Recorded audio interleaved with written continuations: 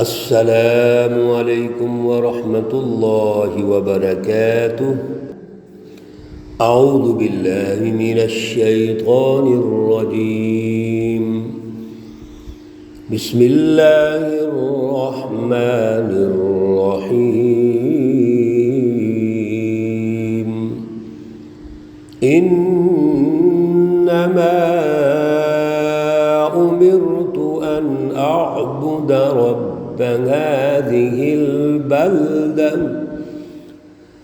هذه البلدة التي حرمها وله كل شيء وأمرت أن أكون من المسلمين۔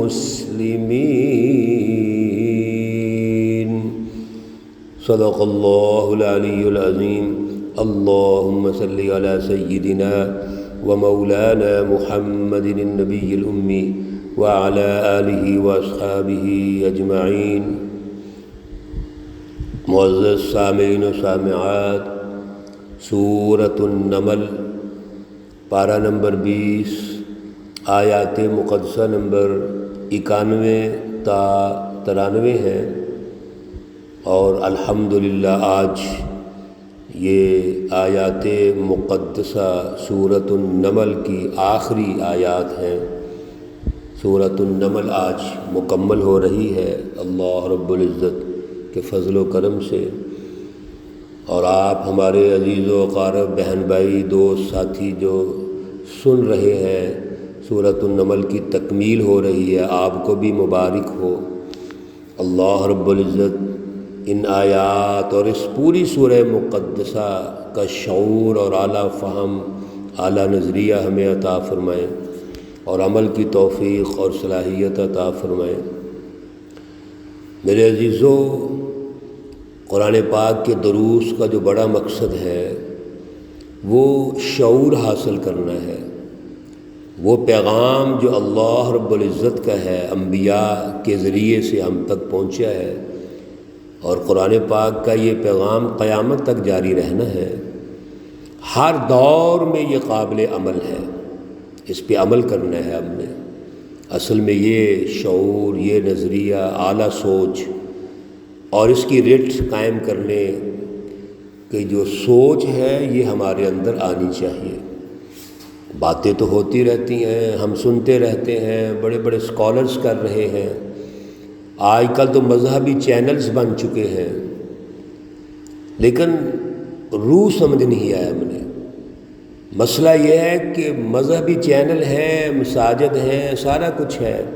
پاکستان میں 97-8% مسلمان ہیں۔ یہ پاکستان لا الہ الا اللہ کے عنوان سے حاصل کیا گیا، لیکن اس دین اسلام کی، قرآن کی رٹ نہیں ہے، تضاد ہے بہت زیادہ۔ اس پر غور و فکر کی ضرورت، اور جتنی یہ سچی تاریخ ہم پڑھ رہے ہیں، سن رہے ہیں انبیاء کی، یہ یہی بتا رہی ہے کہ رٹ قائم کرنا ضروری ہے۔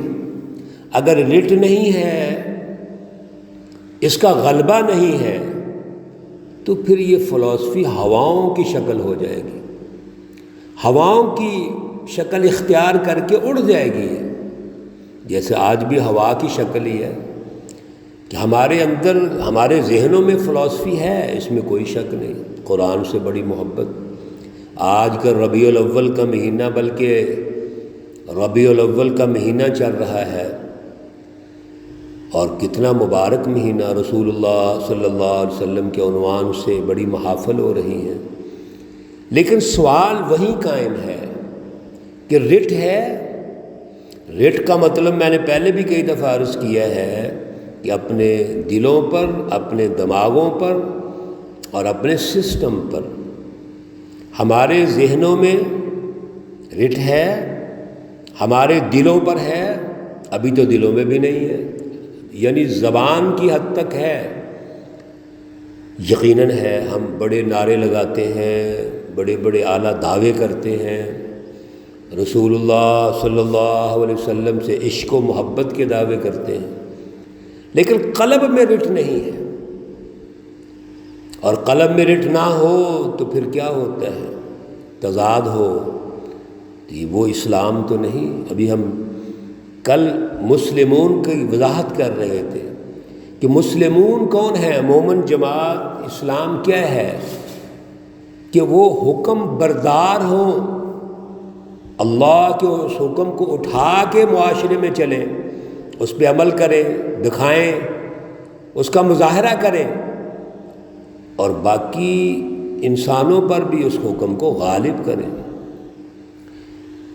یہی بنیادی ہدف ہے ان دروس کا۔ آج کی جو آیات مقدسہ ہیں، حضور نبی اکرم صلی اللہ علیہ وسلم نے ایک تو حرم مکہ، بیت اللہ شریف، مکۃ المکرمہ کی اہمیت اور قرآن پاک کی اہمیت، یہ دونوں مرکز ہیں دنیا میں اس وقت بھی اور آج بھی۔ اگر مرکزیت حاصل ہے رہنمائی کے اعتبار سے، وہ کلام مقدس قرآن پاک کو ہے، اور رسول اللہ صلی اللہ علیہ وسلم نے سب سے پہلے قومی انقلاب برپا کیا، ریاست مدینہ تشکیل دی، اس کے ذریعے ریاست مکہ تشکیل دی، قومی انقلاب آپ نے مکمل کر دیا۔ حجاز پر اللہ کے دین کی رٹ قائم ہو گئی۔ اب ضرورت اس بات کی تھی کہ بین الاقوامی سطح پر اس انقلاب کو متعارف کروایا جائے، تو آپ صلی اللہ علیہ وسلم نے بین الاقوامی سطح پر جتنے بھی بڑے بڑے بادشاہان تھے ان کو خطوط لکھے، کیسر و کسریٰ اور دیگر کو بھی، اور اپنی زندگی مبارک میں بھی ایک لشکر بھی تیار کیا۔ اس طرح حضور نبی اکرم صلی اللہ علیہ وسلم نے بین الاقوامی انقلاب کی بنیادیں رکھیں، قائم کر دیں، اور فتوحات اگلے دور میں خلفائے راشدین کے دور میں ہوتی ہیں۔ انما امرت، یقیناً مجھے جو حکم دیا گیا ہے وہ یہ ہے، ان اعبد، کہ عبادت کریں، رب هذه البلدہ، اس شہر کے رب کی، الذی حرمہا، جس نے اس کو حرمت دی ہے، وَلَهُ كُلِّ شَيْءٍ، اور اسی کے لیے ہر چیز، وَأُمِرْتُ، اور مجھے حکم ہے، أَنْ أَكُونَ مِنَ الْمُسْلِمِينَ، کہ ہم اللہ رب العزت کے حکم بردار بن جائیں۔ مسلمین، یہ دوبارہ لفظ آ گیا، مسلمین، پیچھے بھی آیا تھا مسلمون، اور یہاں مسلمین آ گیا، اور قرآن پاک میں بے شمار جگہوں پر یہ لفظ آ رہا ہے، اور ویسے بھی ہم اسلام اپنے آپ کو مسلمان کہتے ہیں، لیکن اس کا مفہوم تو سمجھیے نا۔ رسول اللہ صلی اللہ علیہ وسلم کیا فرما رہے ہیں کہ نمبر 1، ہمارے اوپر یہ فرض ہے کہ اللہ کی توحید کو غالب کریں۔ اس حرم مکہ، شہر مکہ جو بابرکت ہے، جس نے اس کو عظمت دی، برکت دی، وہ اللہ، وہ رب، اس کی عبادت کریں۔ اس کے علاوہ کسی اور کی عبادت ہم نہیں کر سکتے۔ کیوں؟ وَلَهُ كُلِّ شَيْءٍ، ہر چیز کو اس کی ہے، اور جب ہم اس کی عبادت کریں گے، اس کے سامنے جھک جائیں گے، تو وَأُمِرْتُ أَنْ أَكُونَ مِنَ الْمُسْلِمِينَ، ہم مسلمان بن جائیں گے۔ یہ پہلا درجہ ہے جو رٹ قائم کرنے کا ہے، اعلیٰ فلسفی توحید کی رٹ ہمارے دماغوں پر، ہمارے دلوں پر قائم ہو جائے، یہ ہے پہلا درجہ۔ پھر وَأَنْ أَتْلُوَ الْقُرْآنَ، ہم اس رٹ کو مزید آگے بڑھانے کے لیے، رہنمائی کے لیے قرآن کی میں تلاوت کروں گا، سناؤں گا آپ کو۔ اب کلام مقدس قرآن وہ اعلیٰ کتاب ہے، رہنمائی ہے، سچی رہنمائی ہے، جس کے ذریعے سے قومی اور بین الاقوامی انقلابات آنے ہیں۔ قومی سطح پر پہلے نظاموں کی تشکیل ہوگی، عدل کا سیاسی، معاشی، معاشرتی نظام قائم ہوگا، اور پھر اس کے نتیجے میں بین الاقوامی سطح پر عدل کا سیاسی، معاشی، معاشرتی سسٹم تشکیل پائے گا۔ تو قرآن پاک یہ ہمارا مرکزی رہنمائی ہے۔ فَمَنِ اهْتَدَىٰ فَإِنَّمَا يَهْتَدِي لِنَفْسِهِ، سنیے اللہ کیا ارشاد فرما رہے ہیں، جس نے اس سے رہنمائی لی، اس اعلیٰ فلسفی کی رٹ کو اپنے دل و دماغ پر قائم کیا، اپنے سسٹم پر قائم کیا، فَإِنَّمَا يَهْتَدِي لِنَفْسِهِ، اس نے اپنا ہی بھلا سوچا۔ میرے عزیزو، اپنا بھلا کیا ہے؟ قومی سطح پر دنیا میں اپنا بھلا یہ ہے کہ عدل کا سیاسی نظام قائم ہو، امن و امان قائم ہو، خوشحالی قائم ہو، عزت کی زندگی بسر کرے، اللہ کے فرما بردار بن جائے، رسول اللہ صلی اللہ علیہ وسلم سے سچی عقیدت اور محبت قائم کر لے۔ یہ دنیا میں کامیابی ہے۔ دنیا میں جہاں عزت ہو، امن و امان، سکون، خوشحالی ہو، بے روزگاری نہ ہو، جھگڑے نہ ہو، فرقہ واریت نہ ہو، ہم ہر وقت دست و گریبان نہ ہو، اجتماعی ماحول ہو، معاشرہ اللہ کے تابع ہو کر محبت اور الفت سے زندگی بسر کرے، یہ دنیا کی جنت ہے۔ اور پھر اس کے نتیجے میں اللہ آخرت کی جنت عطا فرمائیں گے۔ وَمَنْ ضَلَّ، اور جس نے گمراہی اختیار کی، اس سچی رہنمائی کو تسلیم نہیں کیا، انبیاء کی سچی تاریخ کو جھٹلا دیا، اعلیٰ فلسفی کو جھٹلا دیا، اعلیٰ پروگرام کو جھٹلا دیا، فَقُلْ إِنَّمَا أَنَا مِنَ الْمُنذِرِينَ، بس آپ کہہ دیجئے انما یقیناً انا من المنذرین، میرا جو کام تھا وہ یہ تھا کہ میں نے آپ کو سچی بات سمجھا دی، ہدایت کا راستہ بتا دیا، غلط باتوں کی نشاندہی کر دی، ڈرا لیا میں نے آپ کو، میں نے ڈر سنا دیا آپ کو، پورا سسٹم دے دیا ہے، میں نے اپنا کام پورا کر دیا۔